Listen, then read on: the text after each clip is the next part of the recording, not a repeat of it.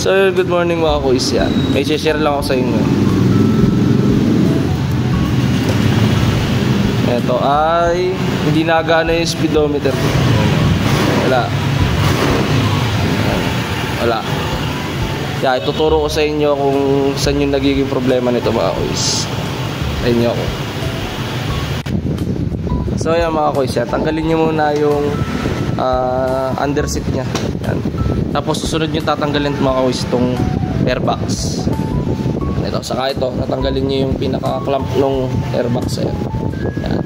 Tayin nyo ako mga kuis. So yan mga kuis, tatanggalan natin yung airbox.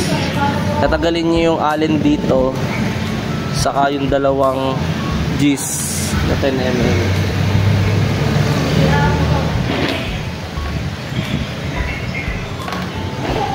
Ito yan mga kuis yan. Dalawang G's saka isang allen bolt.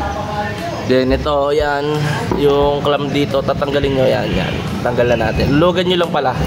Yan, logan nyo lang yung mga kuis. Tapos tanggalin nyo yung, hugutin nyo lang yung engine breather. Then ma-access mo na yan mga kuis. Yan. Pagkatapos ito mga kuis, i-check natin tong wire neto. Yan, yung wire neto papuntang speed sensor.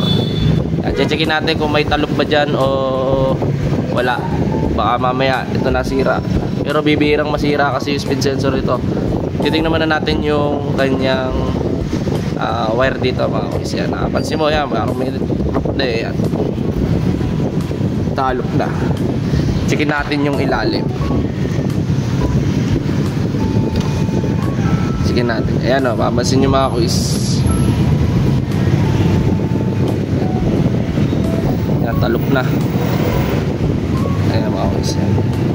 Daming talok.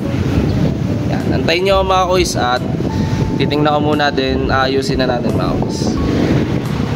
So yan mga kuis, papansin nyo, dinuktulan ko na siya kasi ito putol yung pinaka wire nya, yung pink. Yan, putol yan kasi dito nakaskas yan dito. Yan, papansin nyo dito. Yan, gagawin nyo mga kuis, magtatap ka lang, bawa naputol, syempre iksi yun, magtap ka lang ng wire. Yan, tapos ang ginagamit ko dyan mga kuis, hindi electrical tape kundi shrinkable tube. Yan, mas maganda kasi ito mga kuis, hindi siya matatanggal. Then painitan nyo lang ng lighter. Yan, hahakap na yung cover nya dyan. Tapos yan, pagkatapos nito babalutan ko muna mga kuis. Yan, antayin nyo ako mga kuis. So yan mga kuis, yan, nalagyan na natin ng tape. Then naibalik ko na ng ayos dito sa kanyang ilalim. Yan, ikakabit ko muna lahat mga kuis at antabayanan nyo ako. So yan mga kuis, naayos na natin yung speedometer nya mga kuis. Testingin na natin.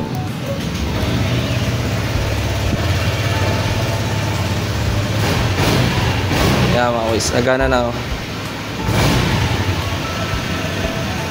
So yan mga kuis, sana may natutunan kayo sa aking tutorial video. Paki-follow nyo naman ang aking Facebook page. Then sunod mo yung aking YouTube channel mga kuis. Subscribe nyo naman. Salamat ang marami.